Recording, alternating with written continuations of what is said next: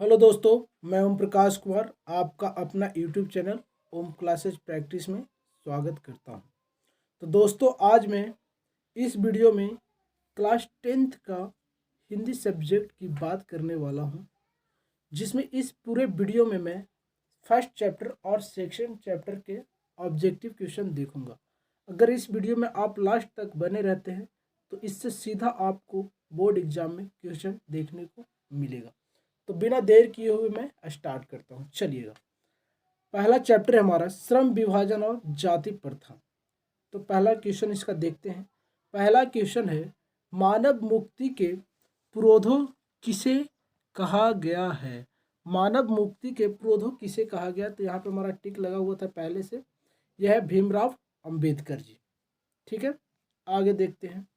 Second question क्या है कि भारत में जाति प्रथा का मुख्य कारण क्या है? तो भारत में जाति प्रथा का मुख्य कारण क्या है? यहाँ पे भी, इसमें भी टिक लगा हुआ है। क्या है? बेरोजगारी है। भारत में जाति प्रथा का मुख्य कारण क्या है? बेरोजगारी है। गरीबी भी नहीं है, अमीरी भी नहीं है, उद्योग धंधा की कमी भी नहीं है। सबसे बड़ा अगर जाति प्रथा का मुख्य कारण तो कौन है? वो बेरोजगारी है। चलिए तीसरे क्वेश्चन की ओर बढ़ते हैं। तीसरा क्वेश्चन है, जाति प्रथा स्वाभाविक विभाजन नहीं है, क्यों? जाति प्रथा है जो स्वाभाविक विभाजन नहीं है, तो इसका आंसर क्या हो जाएगा? भेदभाव के कारण, शोषण के कारण, गरीबी के कारण, रुचि पर आधारित नहीं होने के कारण। देखिए, रुचि पर आधारित नहीं होने के कारण ये स्वाभाविक विभाजन नहीं है। क्यों जाति प्रथा स्वाभाविक विभाजन नहीं है? क्यों? तो रुचि पर आधारित नहीं होने के कारण। इसका आंसर क्या हो जाएगा? डी हो जाएगा। चौथे नंबर क्वेश्चन की ओर बढ़ते हैं। चलिएगा, चौथा क्वेश्चन है कि श्रम विभाजन और जाति प्रथा के लेखक कौन है?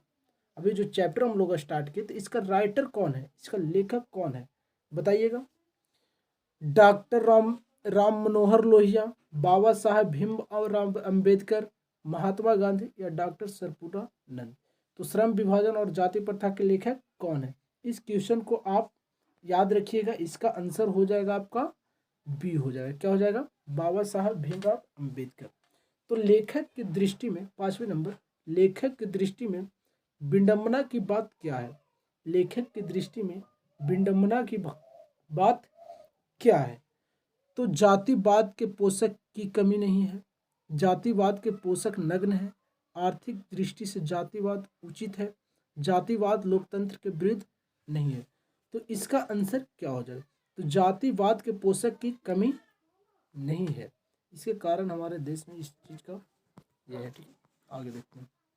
छठा क्वेश्चन है, लेखक के दृष्टि में आदर्श समाज कैसा होना चाहिए?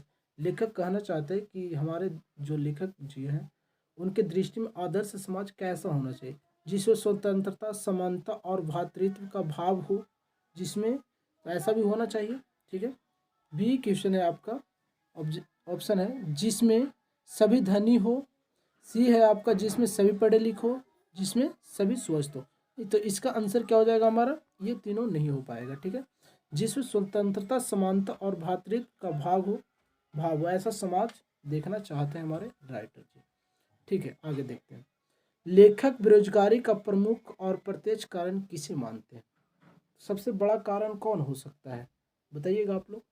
अशिक्षा है, जनसंख्या है या जाति प्रथा? तो जाति प्रथा सबसे बड़ा हमारा है कारण बेरोजगारी का। ठीक है, आगे देखते हैं। अंबेडकर की दृष्टि में भाईचारे का वास्तविक रूप कैसा होता है?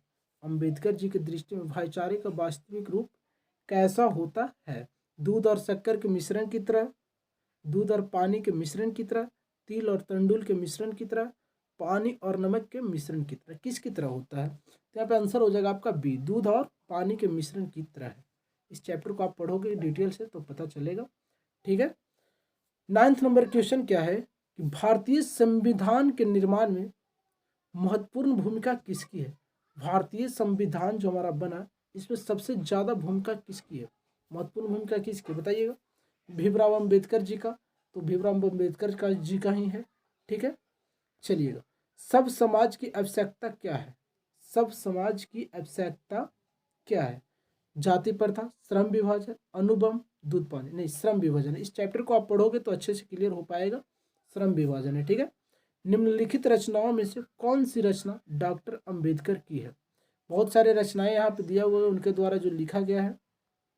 कौन है उसका? The castes in India, the untouchables, you are they, who are Shudras. तो ये तीनों जो है ना उन्हीं का लिखा हुआ है, तीनों क्या है? उन्हीं के द्वारा लिखा गया है। चलिए, आधुनिक सब समाज श्रम विभाजन को आवश्यक क्यों मानता है? आधुनिक सब समाज श्रम विभाजन को आवश्यक क्यों मानता है? तो इसका आंसर हो जाएगा क्या? कार्य कुशलता के लिए, भाईचारे के लिए, रूढ़िवादिता के लिए, या इनमें से कोई नहीं। तो कार्य कुशलता के लिए। क्या होता है? कार्य कुशलता के लिए।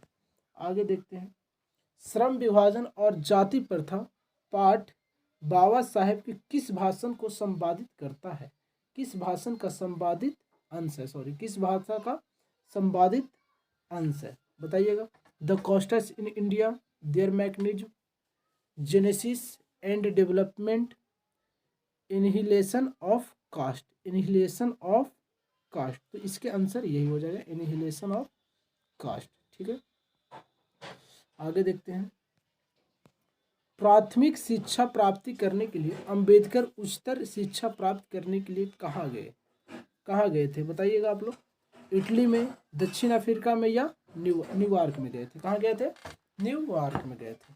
ठीक है, अंबेडकर के चिंतन व रचनात्मकता के लिए प्रेरक व्यक्ति थे। अंबेडकर के चिंतन व रचनात्मकता के लिए प्रेरक व्यक्ति थे। कौन थे? बुद्ध थे, कबीर थे, कौन थे? ज्योतिबा फुले थे, या इनमें से सभी थे? कौन थे? जल्दी बताइएगा आप लोग। तो बुद्ध भी थे, कबीर भी थे, ज्योतिबा भी थे, और तो इसमें हो जाएगा इनमें से सभी थे। ठीक है, इनका प्रेरक, हर किसी का कोई ना कोई प्रेरक होता है। चलिए, जाति पाति तोड़क मंडल भाषण लाहौर में कब हुआ? जाति पाति तोड़क मंडल भाषण लाहौर में कब किया गया था? पता है कि नहीं? 1936 में किया गया था। है ऑप्शन क्या? 1936 में किया गया था। ठीक है, श्रम विभाजन और जाति प्रथा क्या है? श्रम विभाजन जो हमारा ये जो चैप्टर, ये क्या है? कहानी है, भाषण है, निबंध है, या साक्षात्कार है? क्या है? बताइएगा आप लोग। तो ये एक निबंध है। कैसा है? एक निबंध है। ये क्या है? निबंध है। ठीक है, आगे देखते हैं, अंबेडकर के भाषण इनहिलेशन ऑफ कास्ट को किसने हिंदी में रूपांतरित किया? जो अंबेडकर का भाषण था इनहिलेशन ऑफ कास्ट, इसको हिंदी में किसने रूपांतरण किया था? ये इंग्लिश में भाषण था, इसका हिंदी में कौन रूपांतरण किए थे? ललई सिंह यादव। कौन किए थे? ललई सिंह यादव जी ने किए थे। ललई सिंह यादव किए थे। ठीक है, ए नंबर, ऑप्शन नंबर ए। ठीक है, अंबेडकर का जन्म किस परिवार में हुआ था? अंबेडकर का जन्म जो हुआ था किस परिवार में होता? तो ये सब पता होना चाहिए। दलित परिवार में हुआ था। अंबेडकर जी का जन्म किस परिवार में हुआ था? दलित परिवार में हुआ था। आगे देखते हैं, लेखक को इस युग में कहाँ पर विडंबना दिखाई दिया? लेखक को इस युग में कहाँ पर विडंबना दिखाई दिया? जातिवाद में, नारीवाद में, निर्विवाद में, या परिवाद में? परिवारवाद होता है ना, उसमें किसमें? तो जातिवाद में इनको दिखाई दिया। कहाँ पे दिखाई दिया? जातिवाद में। डॉक्टर अंबेडकर को माता का नाम क्या था? बताइएगा। डॉक्टर अंबेडकर जी के माता का नाम क्या था? जनरल क्वेश्चन है। ठीक है ना, तो भीमाबाई था, कहीं पे है ऑप्शन में, रानीबाई, कुंतीबाई, शीलाबाई, भीमाबाई। क्या था उनका नाम? भीमाबाई था। अंबेडकर जी के माता का नाम क्या था? भीमाबाई था। ठीक है, आगे क्वेश्चन देखते हैं हम लोग। अगला क्वेश्चन है, डॉक्टर अंबेडकर ने पीएचडी की उपाधि कब धारण की? डॉक्टर अंबेडकर जी जो थे पीएचडी की उपाधि कब धारण की? 1916 ईस्वी में किए थे। क्या ऑप्शन में है? 1920, 1918, 1916। क्या हो जाएगा? 1916 ईस्वी में इन्होंने पीएचडी की उपाधि धारण कर लिए थे। ठीक है, अगला क्वेश्चन है क्या, the castes in India their mechanism किन की रचना है? अभी हम लोग पढ़े थे, the castes in India their mechanism किन की रचना, बताइएगा। अभी बताए थे किन की है? भीमराव अंबेडकर जी का है। ठीक है, आदर्श समाज स्वतंत्रता, समानता, भ्रातृत्व पर आधारित होता है, किसने कहा था? आदर्श समाज स्वतंत्रता, समानता और भ्रातृत्व पर आधारित होगा, किसने कहा था? जल्दी बताइएगा। ये भीमराव अंबेडकर जी ही कहते हैं ऑप्शन में। मैक्स मूलर, भीमराव अंबेडकर, बिरजू महाराज, अगे। तो क्या हो जाएगा हमारा? भीमराव अंबेडकर हो जाएगा इसका आंसर। ठीक है, आगे चलते हैं। खाली स्थान पेशे का दोषपूर्ण पूर्व निर्धारण करती है। पेशे का पूर्व निर्धारण करती, श्रम विभाग, जाति प्रथा, प्रत्यक्ष या लोकतंत्र। तो पेशे का दोषपूर्ण पूर्व निर्धारण कौन करती है? जाति प्रथा। यहाँ पे हमारा ऑप्शन क्या हो जाएगा? जाति प्रथा। ठीक है, जाति प्रथा भारत में बेरोजगारी का एक कैसा कारण है, कारण बनी हुई है? बताइएगा, जल्दी बताइए। अभी हम लोग बताए थे कि जाति प्रथा ही बेरोजगारी का सबसे बड़ा कारण है। तो कैसा कारण है? आप यहाँ पे ऑप्शन से करके बताइए। प्रत्यक्ष कारण है, प्रमुख कारण है, तो दोनों कारण है। तो यहाँ पर हमारा ऑप्शन क्या हो जाएगा? सी हो जाएगा। ऑप्शन नंबर सी हो जाएगा, ए और बी दोनों होगा। 27 नंबर क्वेश्चन है कि मुख्य नायक क्या है? मुख्य नायक क्या है? अखबार है, पत्रिका है, पुस्तक है या कहानी संग्रह है? क्या है? तो पत्रिका है। क्या है? पत्रिका है। ठीक है, आगे चलते हैं। डॉक्टर भीमराव अंबेडकर की मृत्यु कब और कहाँ हुई? ये बहुत ही जनरल क्वेश्चन है, आपको हमेशा पूछा ही जाता है कि भीमराव अंबेडकर का मृत्यु कब हुआ और कहाँ हुआ। तो इनका मृत्यु 14 अप्रैल को दिल्ली में, क्या था क्वेश्चन, कहाँ था? आगे था ना। डॉक्टर भीमराव अंबेडकर की मृत्यु कब और कहाँ हुई? तो डॉक्टर भीमराव अंबेडकर की मृत्यु 1956 में दिल्ली में हुआ था। 1956 में दिल्ली में हुआ था। कहाँ हुआ था? 1956 में दिल्ली में हुआ था। ठीक,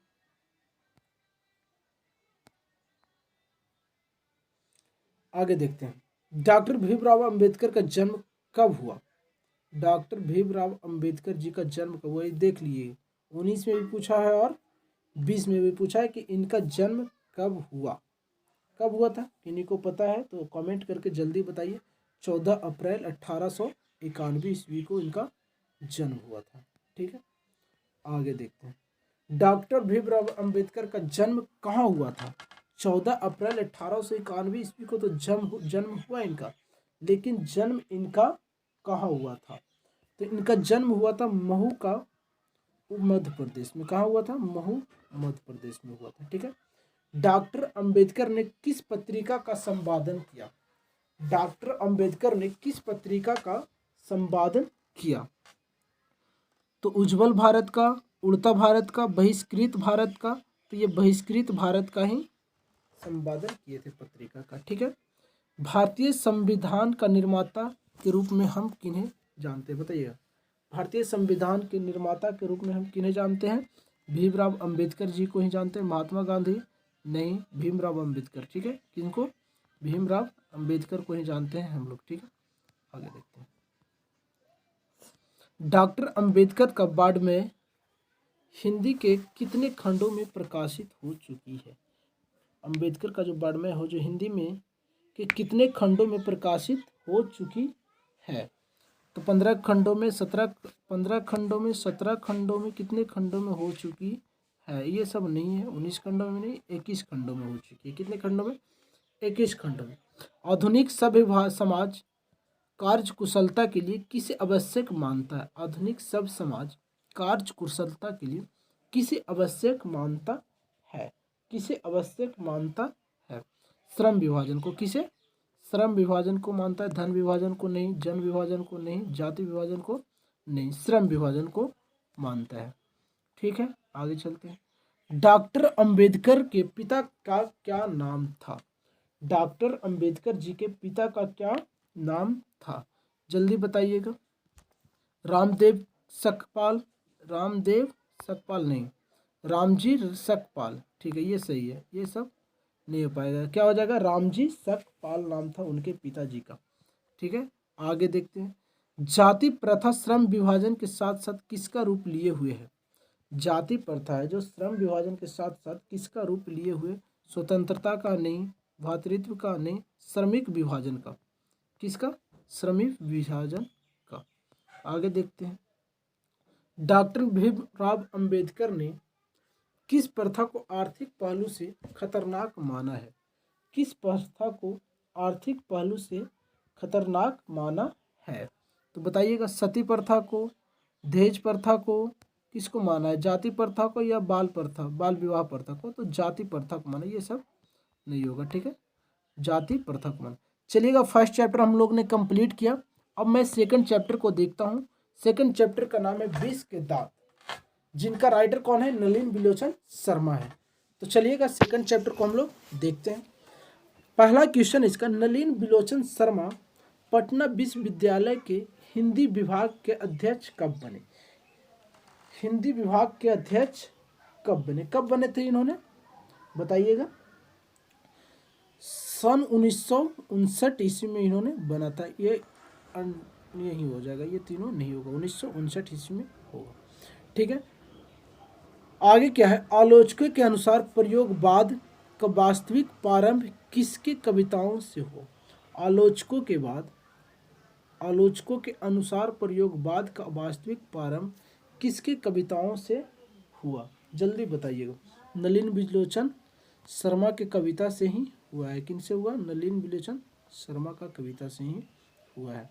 आगे देखते हैं, तीसरे नंबर क्वेश्चन क्या है, नलिन बिलोचन शर्मा की कहानियों में किसके तत्व समग्रता से उभर कर आए? किसका हो जाएगा, जल्दी बताइएगा आप लोग। राजनीतिकता के नहीं, मानववैज्ञानिकता के लिए, सामाजिकता के लिए नहीं, इनमें से सभी नहीं, मानववैज्ञानिकता के लिए, ठीक है। विष के दांत कहानी किस वर्ग के अंतर्विरोधियों को उजागर करती है? किस वर्ग के अंतर्विरोधियों को क्या करती है, उजागर करती है? निम्न वर्ग का नहीं, उच्च वर्ग के लिए नहीं, मध्य वर्ग का, व्यापारी के लिए नहीं, मध्य वर्ग के लिए, ठीक है। चलिए आगे चलते हैं। पांचवा नंबर क्वेश्चन क्या है कि खोखा खोखी किस भाषा का शब्द है? खोखा खोखी जो है ये किस भाषा का शब्द है? तमिल का नहीं, भोजपुरी का नहीं, बंगला का। किसका है ये? बंगला का है, ठीक है। आगे देखते हैं। छठा नंबर क्वेश्चन है, सेन साहब की कितनी लड़कियां थी? जो सेन साहब, इस जो चैप्टर है, चैप्टर को पढ़िएगा तो बहुत मजा आएगा।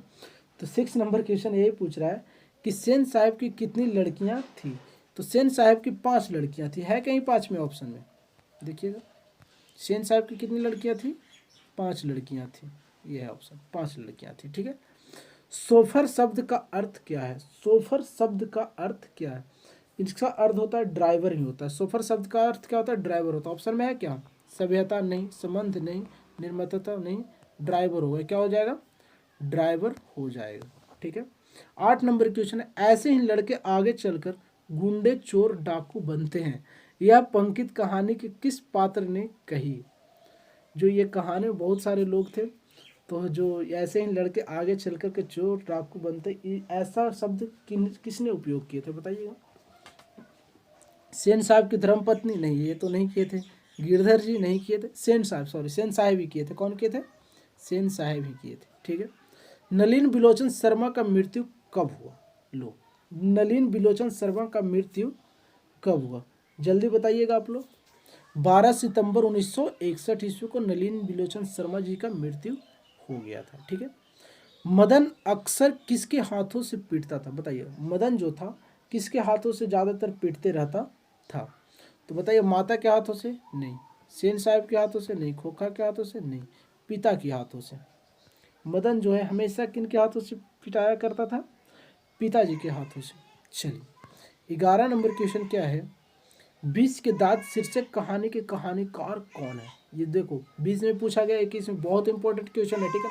बोल रहे हैं ना कि लास्ट तक अगर बने रहिएगा तो बहुत ही अच्छे अच्छे क्वेश्चन हम लोग करेंगे, ठीक है। चलिए, विष के दांत शीर्षक कहानी के कहानीकार कौन है, जल्दी बताइए। कौन है कहानीकार?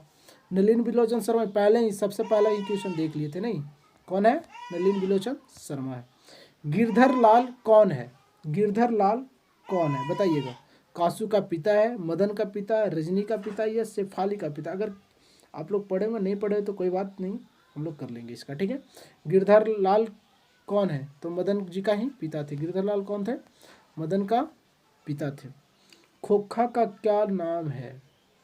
खोखा का क्या नाम है, बताइएगा। खोखा का नाम क्या था, पता है कि नहीं को? किसु था, कुसु था, कासु था। खोखा का नाम क्या था? कासु था, ठीक है। आगे देखते हैं। चलिएगा 14 नंबर क्वेश्चन। सेन साहब अपने पुत्र खोखा को बनाना चाहते थे। क्या बनाना चाहते थे बताइएगा जल्दी, क्या बनाना चाहते थे जी? हाँ, इंजीनियर। हाँ है ऑप्शन में, इंजीनियर या बिजनेसमैन बनाना चाहते थे। ठीक है। मदन की उम्र क्या थी? मदन का उम्र क्या था बताइएगा आप लोग। मदन का उम्र क्या था? 5-6 साल का। हाँ 5-6 साल का ही तो था मदन। ठीक है। कासू मदन के साथ किस खेल में शारीरिक शरीक होना चाहता था? कासू जो था मदन के साथ किस खेल में शरीक होना चाहता था? जल्दी बताइए, कौन सा खेल खेल रहे थे जो दोनों लड़ाई कर लिए थे? पता है कि नहीं को?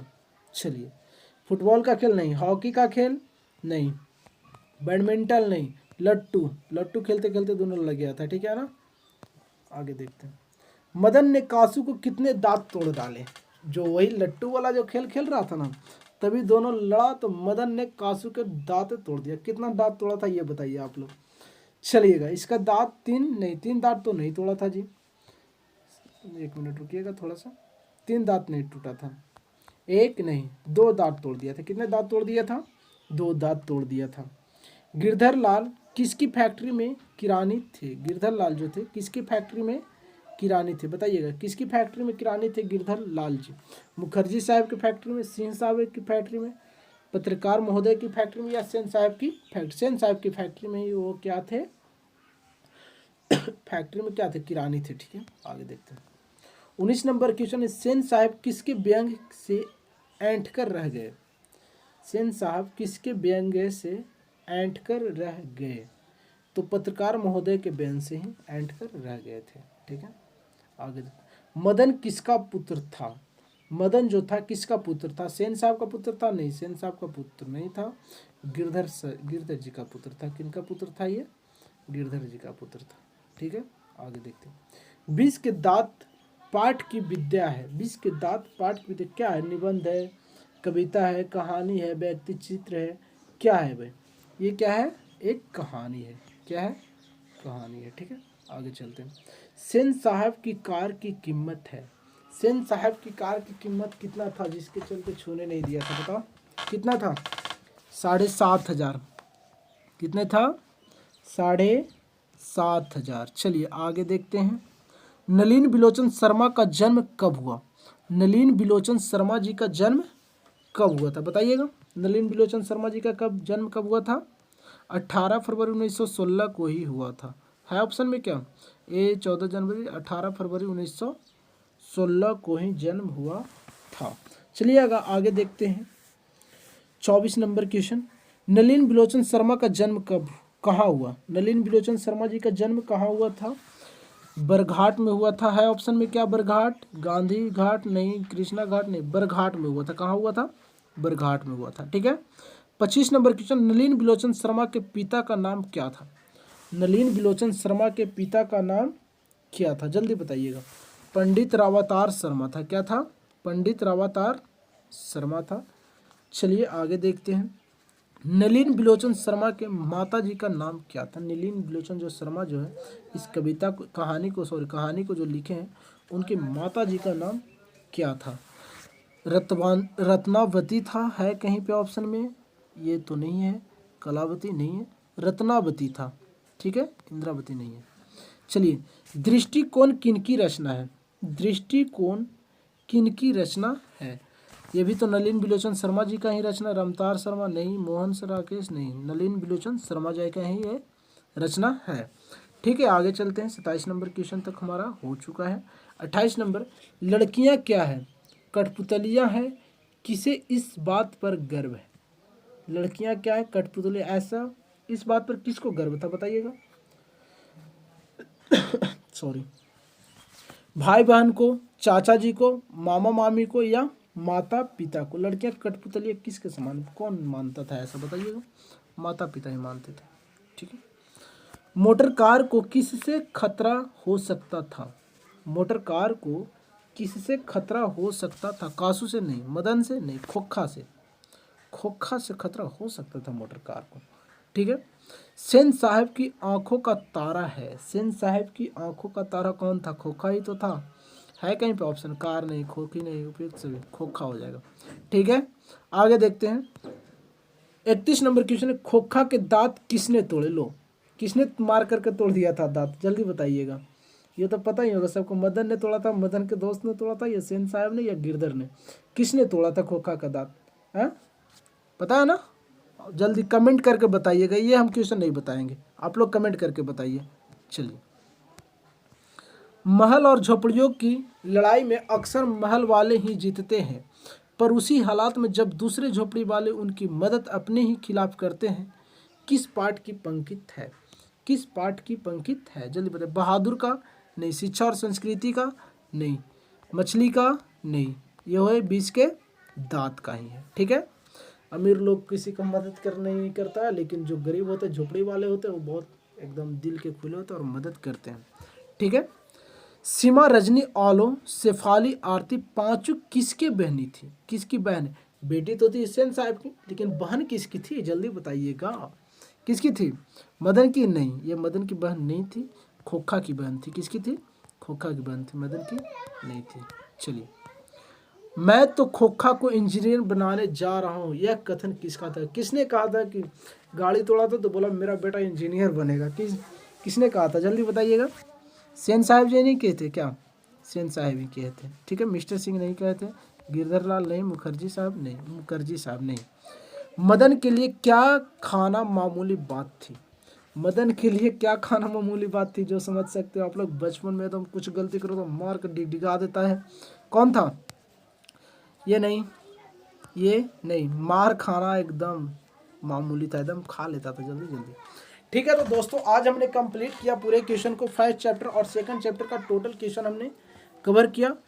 तो अगर इस वीडियो पर कोई नए हैं तो चैनल को सब्सक्राइब कर लीजिए, और बहुत जल्द ही मैं हिंदी का एक सीरीज लाने वाला हूँ, साइंस का एक सीरीज लाऊंगा, संस्कृत का सीरीज, हर सब्जेक्ट का मैं एक सीरीज लाऊंगा, जो कि आपके एग्जाम में बहुत इंपॉर्टेंट होगा, बहुत काम देगा। ठीक है, तो चलिए दोस्तों, आज मैं इतना ही रखता हूँ। अगर चैनल पर नए हैं तो चैनल को सब्सक्राइब कर लीजिए। चैनल क्या? ओम क्लासेज, ठीक है, प्रैक्टिस। जय हिंद दोस्तों। ठीक है।